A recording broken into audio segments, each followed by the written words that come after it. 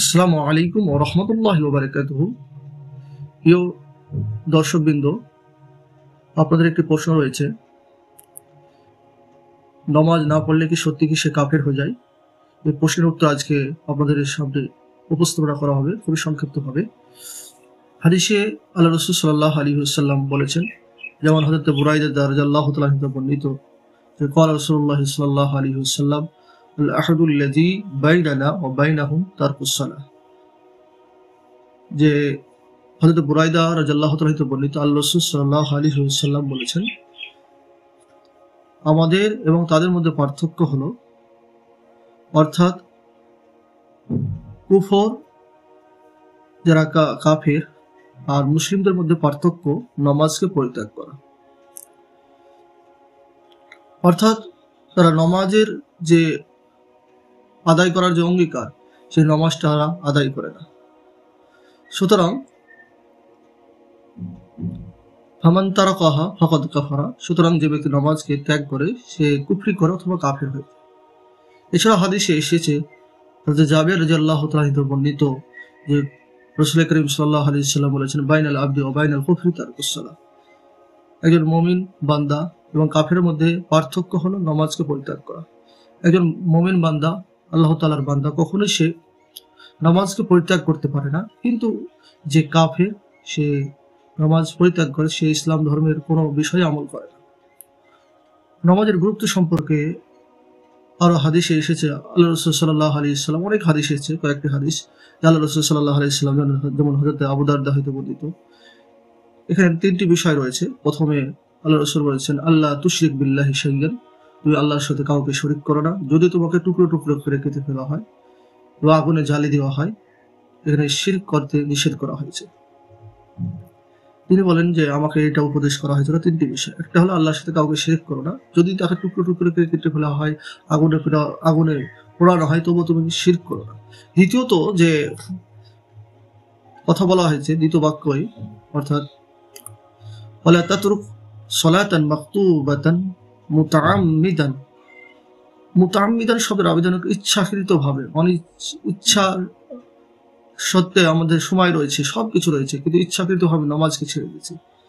এই 5 ওয়াক্ত নামাজ যদি আমরা কোনো ওয়াক্ত ইচ্ছাকৃতভাবে ছেড়ে দিই, ফামান তারাকাহা মুতাআম্মিদান, যদি সেই ইচ্ছাকৃতভাবে আমরা নামাজকে পরিত্যাগ করি, সুতরাং ফাকাদ বারিয়াত মিনহু জিম্মাতু, যে সেই ব্যক্তির জন্য কোনো দায়িত্ব বা কোনো কিছুই থাকে না। অর্থাৎ আল্লাহ রাব্বুল আলামিনের সেই ব্যক্তির ওপর কোনো দায়িত্ব কিছুই থাকে না। এই জন্য নামাজ যদি আমরা ইচ্ছাকৃতভাবে ত্যাগ করে দিই, অনেকের বিষয় আছে, আমরা কাফের হয়ে যাব। এ বিষয়ে উলামাদের বিভিন্ন মতভেদ রয়েছে।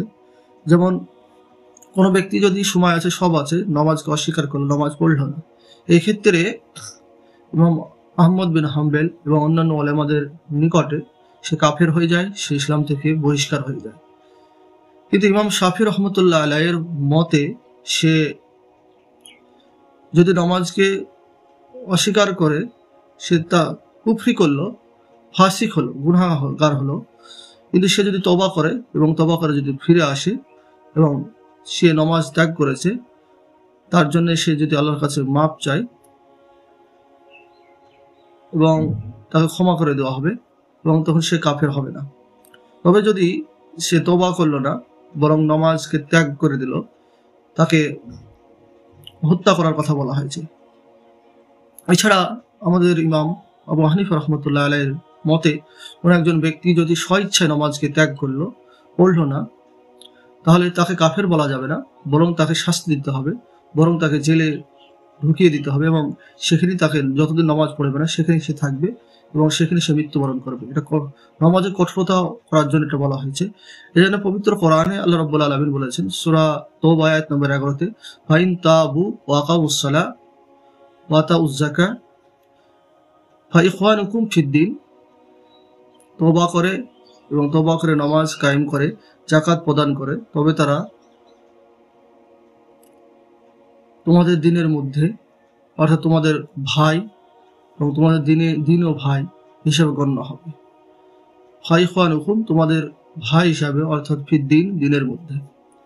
এজন্য নামাজের গুরুত্ব অনেক রয়েছে। এজন্য আমরা যারা নামাজ ত্যাগ করি, আমরা চেষ্টা করব নামাজ যেন না ত্যাগ করা, প্রতিদিন নামাজটা সঠিকভাবে আদায় যেন করতে পারি। এবং নামাজ না আদায় করার জন্য, যেমন আরবি আনদের ওলামা কেরামদের মতে, কোনো ব্যক্তি যদি নামাজ ছেড়ে দেয়, নামাজ যদি না পড়ে, এর একমতে, সকলের ঐক্য মতে, বেশিরভাগের মতে সে কাফের হয়ে যায়। এবং এমনকি কিছু ওলামাদের মতে এরকমও রয়েছে, নামাজ না পড়ার কারণে তাকে সমাজ থেকে বের করে দেওয়ার কথা বলা হয়েছে, তার দাফন করতে নিষেধ করা হয়েছে, তার জানাজা পড়তে যাতে নিষেধ করা হয়েছে। একজন স্বামী স্ত্রী উভয়, যদি স্বামী নামাজ পড়লো কিন্তু স্ত্রী নামাজ পড়লো না, স্ত্রীকে তালাক দেওয়ার কথাও তাদের মতে রয়েছে। এই জন্যে নামাজের খুব গুরুত্বপূর্ণ। এই জন্য আমাদেরকে চেষ্টা করতে হবে নামাজটাকে সঠিকভাবে আদায় করা।